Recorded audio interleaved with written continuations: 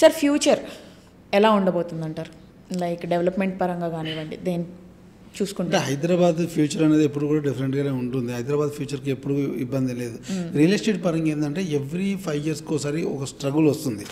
Struggle 6 months to 1 year ఉంటుంది. ఆ తర్వాత ఆటోమేటిక్గా హైదరాబాద్ రియల్ ఎస్టేట్ ఎప్పుడు కూడా మళ్ళీ పుంజుకుంటుంది. సో ఇప్పుడు కూడా అదే సిచ్యువేషన్. హైదరాబాద్ మార్కెట్ ఇప్పుడు స్టేబుల్ మార్కెట్ నడుస్తుంది.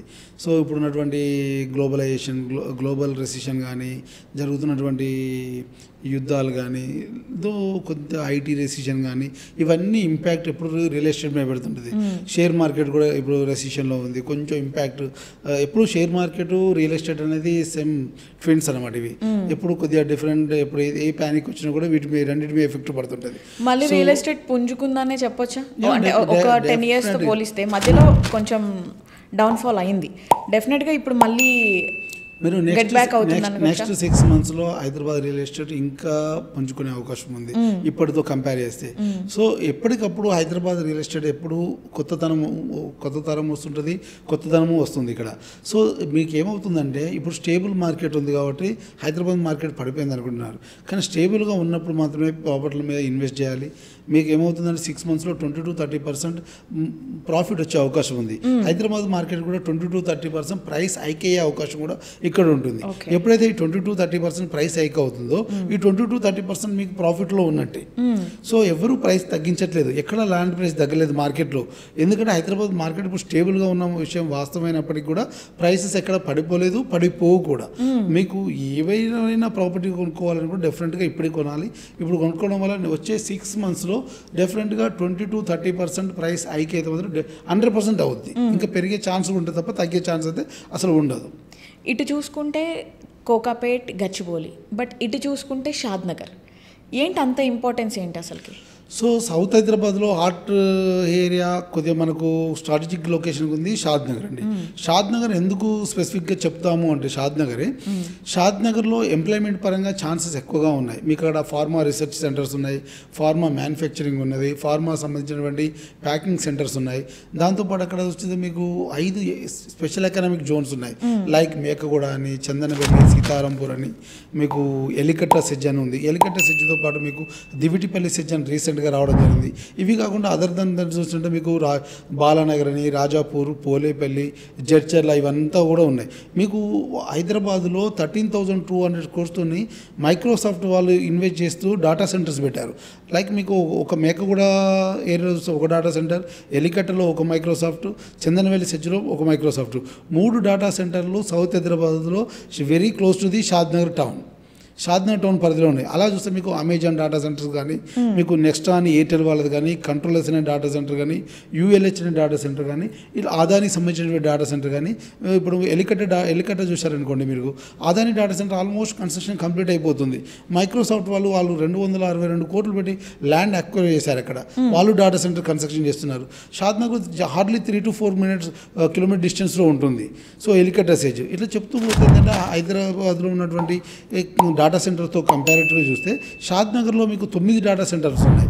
3 మైక్రోసాఫ్ట్ ఉంటాయి, 3 కంట్రోలర్స్ కానీ, అమెజాన్ కానీ, నెక్స్ట్రా కానీ, ఆదాని కానీ, యూఎల్హెచ్ డేటా సెంటర్స్ ఉంటాయి. ఆల్మోస్ట్ 9 to 10 డేటా సెంటర్స్ ఉన్నాయి. Local IT people data centres కూడా, ఐటీ కంపెనీ డేటా సెంటర్ కూడా అక్కడ ఉన్నాయి. ఇవి కాకుండా ఈవీ వెహికల్ సంబంధించినటువంటి మ్యానుఫ్యాక్చరింగ్ సెంటర్స్ అక్కడ ఉన్నాయి మనకు షాద్నగర్లో. అదేవిధంగా ప్లాస్టిక్ బేస్డ్ ఇండస్ట్రీ ఉంది. మనకు సింటెక్స్ కానీ, ఆశీర్వాద్ కానీ, ఆస్ట్రల్ లాంటి కంపెనీస్ కానీ, కటారియా గ్రూప్ కానీ, film technology company, Easter film technology company అని, మీకు అడ్వాన్స్ టెక్స్టైల్ కంపెనీ వెల్స్పన్ అని యూఎస్ బేస్డ్ కంపెనీది. ఇండియాలో మీకు అహ్మదాబాద్లో ఉంది, మన దగ్గరే ఉంది, మళ్ళీ సీతారాంపూర్ సెజ్లో ఉంది. అట్లా చూస్తే మీకు కెటెక్స్ అని ఒక కంపెనీ ఉంది. వీళ్ళు వరంగల్ మెగా కాకతే టెక్స్టైల్ పార్క్లో ఇన్వెస్ట్ చేశారు. మనకు చందనవెల్లి, సీతారాంపూర్ సెజ్లో కూడా ఇన్వెస్ట్ చేశారు.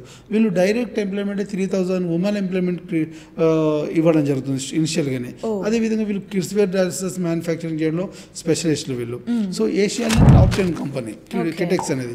ఇట్లా ఒలెక్ట్రా, ఈవీ వెహికల్ కోసం ఒలెక్ట్రా అనే కంపెనీ ఉంది. మీకు న్యూకోమాక్ అనే ఒక కంపెనీ, డైఫుక్ అనే ఒక కంపెనీ. ఈ 2 కూడా ఎలక్ట్రికల్ మ్యానుఫ్యాక్చరింగ్ కంపెనీలు వచ్చేసి మనకు జపాన్ సంబంధించినటువంటి కంపెనీలు. వీళ్ళు ఇక్కడ ఎలక్ట్రికల్ స్కూటర్ మ్యానుఫ్యాక్చరింగ్ చేయబోతున్నారు. అట్లే మనం ఇప్పుడు film technology company, Easter film technology company ఉంది. ఇది మనకు డెహ్రాడూన్లో ఉంది, మన దగ్గరే ఉంది. So plastic basic company Ashirvad, Astral, Sintex అనేది, HIL rail India limited company ఉంది ఇక్కడ.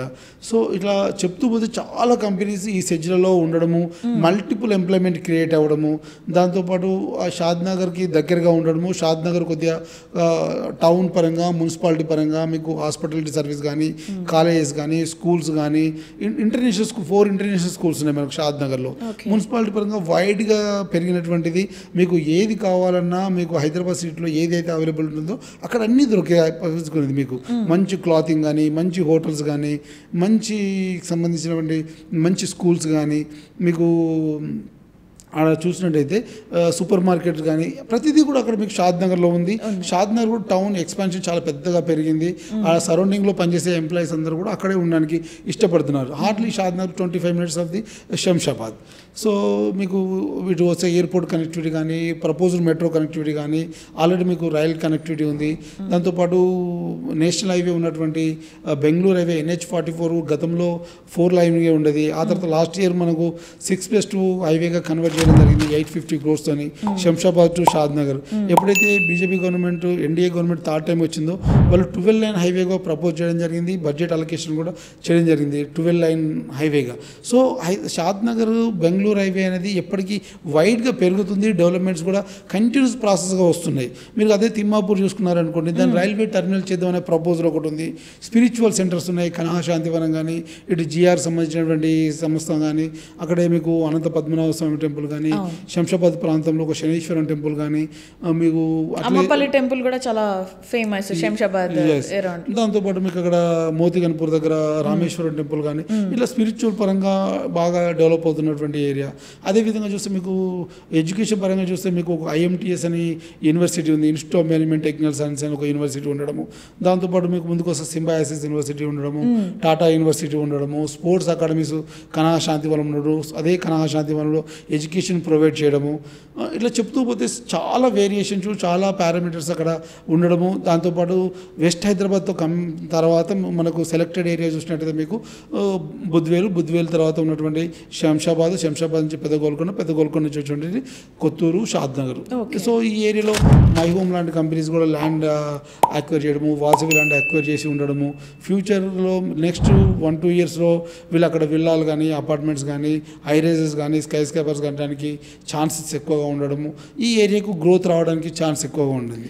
నార్మల్ ఫ్లాట్స్లో ఇన్వెస్ట్ చేస్తే మంచిది అంటారా, లేదా అగ్రికల్చర్ ల్యాండ్స్ మీద ఇన్వెస్ట్ చేస్తే మంచిది అంటారా? ఏదైనా బడ్జెట్ అండి, బడ్జెట్ని బట్టి మనము బడ్జెట్ ఎక్కువగా ఉంది. ఇప్పుడు ఫ్లాట్కి వెళ్ళామని అనుకోండి, ఫ్లాట్ కానీ విల్లా కానీ వెళ్ళినప్పుడు మనకు లోన్ ఫెసిలిటీ ఉంటుంది. మన దగ్గర బడ్జెట్కు లోన్ యాడ్ అవుతుంది కాబట్టి డెఫినెట్గా మంచి ప్రాపర్టీ కొనవచ్చు.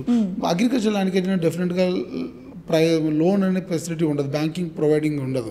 మన ఓన్ క్యాష్ పెట్టే కొనాలి.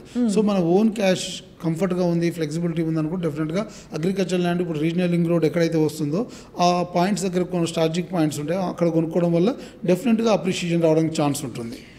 రియల్ ఎస్టేట్ ఐటీ సెక్టార్ మీద ఎలాంటి ప్రభావం చూపిస్తుంది అంటారు మీరు? ఎప్పుడు రియల్ ఎస్టేట్కు ఐటీ అనేది ఎప్పుడు అనుబంధంగానే ఉంటుంది. ఎందుకంటే ఐటీ పీపుల్ ఎక్కువ కూడా ఇన్వెస్ట్ చేస్తుంటారు. సో ఐటీ ఎప్పుడైతే తగ్గుతుందో, ఎప్పుడైతే రెసిషన్లో ఉంటుందో రియల్ ఎస్టేట్ కూడా కొద్దిగా తగ్గడానికి ఛాన్సెస్ ఎక్కువగా ఉంటుంది.